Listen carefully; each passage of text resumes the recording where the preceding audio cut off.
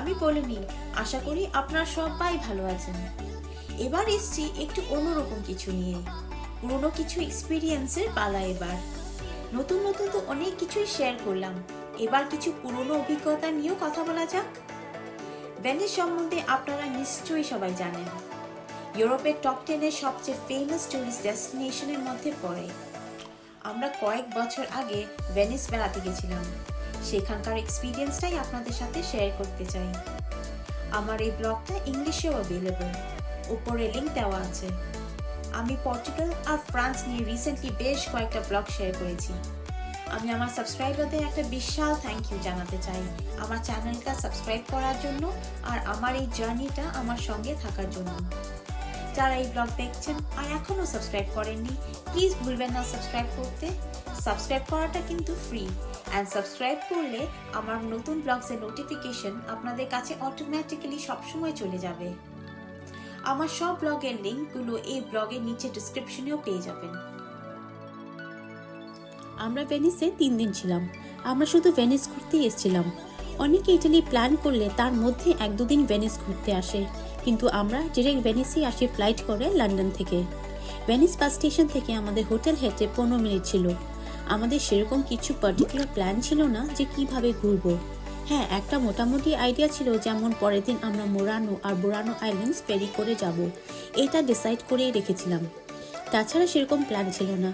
Main target ছিল পায়ে হেঁটে ভেনিসের অলি গলি দিয়ে ঘোরা, ভেনিসকে ফিল করা। ভেনিসের একটা আলাদা ম্যাজিক আছে যেটা না এলে বোঝা খুব ডিফিকাল্ট, তাই ভেনিসে এই অ্যাম্বিয়েন্সটাকে ফিল করাটাই আসল। আমরা প্রথম দিন সেন্ট মার্ক স্কোয়ারে যাই। সেন্ট মার্ক স্কোয়ার হচ্ছে ভেনিসের সবচেয়ে ইম্পর্টেন্ট স্কোয়ার, যেখানে প্রচুর টুরিস্ট আসে। Saint Mark Square locally Piazza San Marco নামে বেশি পরিচিত। এই স্কোয়ারে সেন্ট মার্কস বেসিলিকা আর ডজেস প্যালেস আছে, যেটা দেখার জন্য ভিড় হয়। কিন্তু আমাদের মেন ইন্টারেস্ট ছিল বেল টাওয়ারের উপরে উঠে ভেনিসের একটা প্যানোরামিক ভিউ এনজয় করা। বেল টাওয়ার এখানে লোকালি সেন্ট মার্কস ক্যাম্পেনিল নামে বেশি পরিচিত। পুরো ভেনিসটা এখান থেকে দেখে উপভোগ করা যায়। অসাধারণ ভিউ।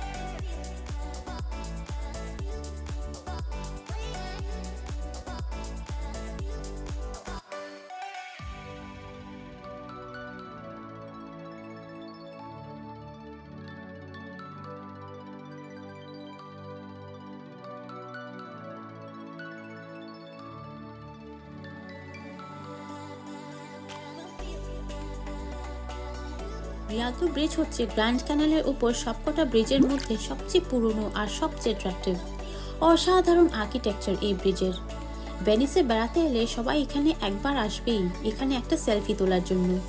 জাস্ট আপনাদের জানিয়ে রাখি, ভেনিসে কিন্তু অনেক ছোট বড় ক্যানালস আছে, তার মধ্যে গ্র্যান্ড ক্যানালটা সবচেয়ে বড় আর সবচেয়ে ফেমাস। এখান থেকে কিন্তু গ্র্যান্ড ক্যানালের একটা অসাধারণ ভিউ পাওয়া যায়, তাই না? এরকম ভিউ যে আমরা কত মুভি কত সিনে দেখেছি, তার মধ্যে হিসেব করা যাবে না। আমাদের তো সারা জীবন এইগুলো সুন্দর স্মৃতি হয়ে থাকবে। ভেনিস কিন্তু ইটালিয়ান মেইনল্যান্ডের পড়ে না। এখানে যাতায়াত করতে গেলে আইদার হেঁটে নইলে ওয়াটার বোট দিয়ে, আর কোনো উপায় নেই। যেহেতু ওয়াটার বোটটাই মেইন উপায়, তাই এইগুলোতে ভালো লাইনও পড়ে, কিন্তু এই নয় যে অনেকক্ষণ ওয়েট করতে হয়। গন্ডোলা আপনারা নিশ্চয়ই দেখতে পাচ্ছেন, কিন্তু সেগুলো মেইনলি ট্যুরিস্টদের বেড়ানোর জন্য। গন্ডোলাতে চড়ে ঘোরা বেশ কস্টলি, একটু বড় গ্রুপ হলে প্রাইভেট বোট ভাড়া করেও ঘোরা যায়।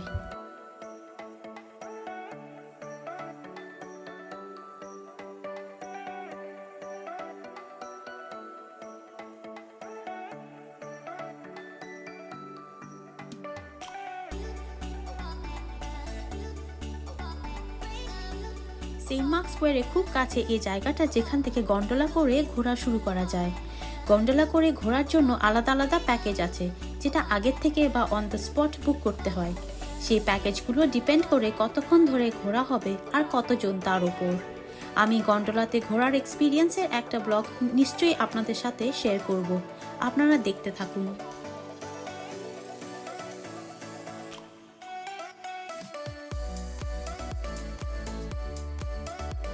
পরের দিন সকালে আমরা ফেরি করে জার্নি শুরু করি মোরানো আর বোরানো আইল্যান্ডে ডে ট্রিপ করার জন্য। এই দুটো আইল্যান্ড খুবই ফেমাস এখানে।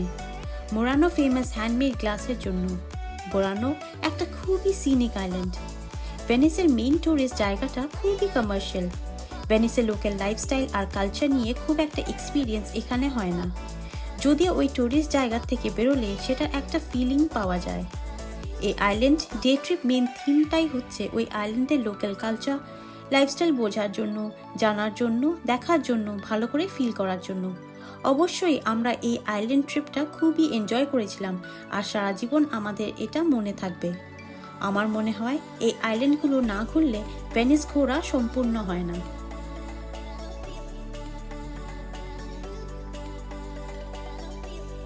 মোরানো খুবই ফেমাস হাতে তৈরি গ্লাসের জন্য।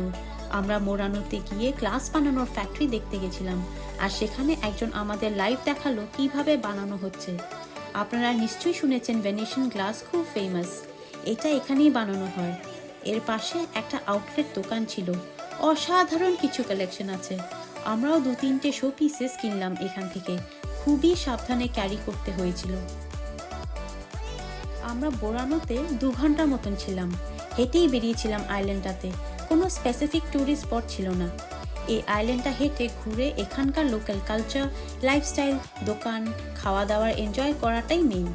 ভেনিশিয়ান আইল্যান্ডের ভালো এক্সপিরিয়েন্স হয় এখানে। বিভিন্ন রঙের বাড়ি এখানে, যেটা অনেক সময় একটা আইল্যান্ডে দেখা যায়, এখানেও আছে। আর ওয়ার্ল্ড ফেমাস এই স্পোর্টসগুলো। আমরা কিছু ছবিও তুললাম এখানে।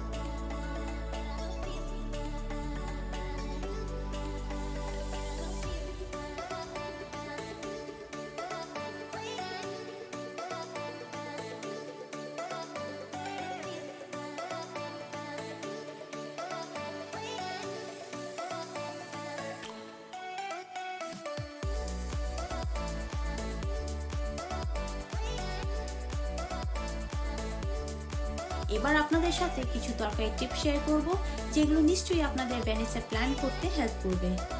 নাম্বার 1, সামারে একদম ভেনিস যাওয়ার প্ল্যান করবেন না। খুবই গরম থাকে, প্রচুর ভিড় হয়। বিভিন্ন ট্যুরিস্ট অ্যাট্রাকশন সামনে বিশাল লাইন থাকে, আর লাইনে এই গরমের মধ্যে ওয়েট করা খুবই কষ্টকর। এটা আমরা জানতে পেরেছি আমাদের বন্ধুদের থেকে, যারা আমাদের সঙ্গে ভেনিস ঘুরতে এসেছিল। ওরা সামারে গিয়ে খুবই গরমের মধ্যে পড়েছে। এর থেকে আমরা যেরকম সময় বেড়াতে গেছি, ফেব্রুয়ারি বা মার্চে যাওয়া ভালো, বা অটমের সময়।